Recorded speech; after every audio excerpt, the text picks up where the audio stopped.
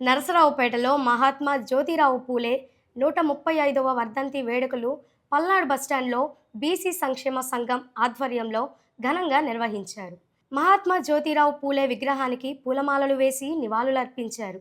ఈ సందర్భంగా మాట్లాడిన నాయకులు మహాత్మా పూలే ఆశయమైన సమానత్వం, విద్య, సామాజిక న్యాయ సాధన కోసం ప్రతి ఒక్కరూ కృషి చేయాలని పిలుపునిచ్చారు. కార్యక్రమంలో అనేక సంఘాల ప్రతినిధులు, నాయకులు, కార్యకర్తలు పాల్గొన్నారు.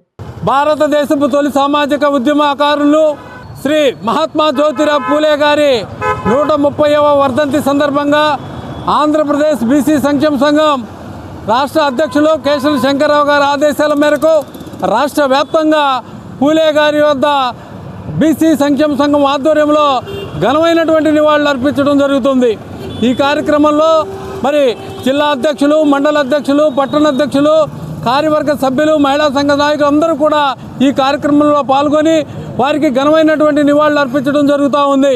మరి ఏదైతే భారతదేశంలో ఉన్నటువంటి నిమ్న కులాలకు ఆయన చేసినటువంటి సేవలు స్మరించుకుంటూ ఈ భారతదేశంలో అనేక ఉద్యమకారులు ఉన్నప్పటికీ భార్యాభర్తలు, స్త్రీ పురుషులు ఇద్దరు భార్యాభర్తలు కలిసి ఈ దేశానికి సేవలు అంకించినటువంటి దంపతులు, పుణ్య దంపతులు మరి శ్రీ మహాత్మా జ్యోతిరావు పూలే, వారి సతీమణి సావిత్రిబాయి పూలే, వారిని స్మరించుకుంటూ బీసీ సంక్షేమ సంఘం ఆధ్వర్యంలో రాష్ట్ర అధికార ప్రతినిధి బాదుగున్నల శ్రీను గారి నేతృత్వంలో మహాత్మా జ్యోతిరావు పూలే గారి 135వ వర్ధంతి సందర్భంగా వారికి నివాళులు అర్పించేదానికి బీసీ, ఎస్సీ, ఎస్టీ సంఘాలు అన్నీ వచ్చి నివాళులు అర్పించడం చాలా సంతోషం.